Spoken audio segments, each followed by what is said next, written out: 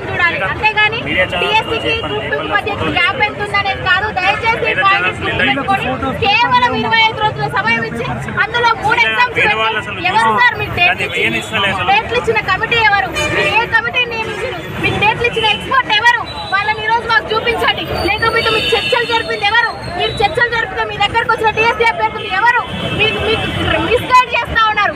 ఇప్పటికీ చెప్తా ఉన్నా, కాంగ్రెస్ పార్టీ కొంతమంది నేతలతో నష్టపోతుంది, నష్టపోబోతుందని కూడా మేము హెచ్చరిస్తా ఉన్నాం. ఎందుకంటే ఇప్పటికీ మీకు వాళ్ళు చీడ పురుగులాగా పట్టుకొని ఉన్నారు, మిమ్మల్ని చాలా మిస్గైడ్ చేస్తా ఉన్నారు. గ్రౌండ్ లెవెల్కి వచ్చి మీరు ఆలోచించండి. మీకు ఇంటెలిజెన్స్ రిపోర్ట్ వస్తా ఉంది, మీకు న్యాయ నిపుణుల కమిటీ రిపోర్ట్ వస్తా ఉంది, మీకు ప్రొఫెసర్లు కూడా చెప్తా ఉన్నారు. ఇదే మీ వడ్డమూలి స్కూళ్ళలో అయితే మీ తీన్మార్ వల్ల ఎగ్జిట్ పోల్ పెడితే 84% మంది వాయిదా వేయాలన్నారు. మరి మీ ఎమ్మెల్సీ బీఆర్ఎస్ వాళ్ళు కొనుక్కున్నారా? మీ ఎమ్మెల్సీని మీరు రోజుకు ఒక ఎమ్మెల్యేని తీసుకొచ్చుకుంటున్నారా? వాళ్ళని అడగండి, మేము కాదు చదువురాలను. దయచేసి చాలా పద్ధతిగా మాట్లాడండి. మీరు ఎవరెవరికో లింకులు పెట్టొద్దు. నిరుద్యోగులందరూ నిరుద్యోగులే.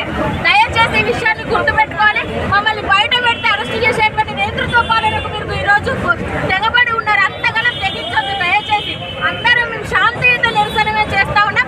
ప్రభుత్వ వ్యవస్థకి కానీ ప్రజాపాలన అని చెప్తా ఉన్నారు. మీ వ్యవస్థలో ప్రజాపాలన ఈ విధంగా కొనసాగించడం పద్ధతి కాదు. శాంతియుతంగా కూడా మా ఉద్యమాన్ని మేము ఉధృతం చేయడంలో వెనకడుగు వేసేది.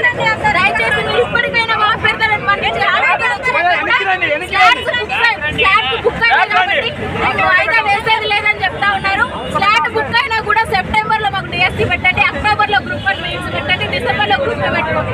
దయచేసి మాకు 45 రోజులైన సమయం ఇవ్వండి. స్లాట్ బుక్ అయినా కూడా మీరు వెనక్కు తీసుకొని ఆఫ్లైన్ లో కూడా ఎగ్జామ్ పెట్టేటువంటి ఛాయిస్ ఉంది. దయచేసి సమస్య పరిష్కారం గురించి ఆలోచించండి, కానీ దూషణల గురించి ఆలోచించండి. పద్ధతి కాదు.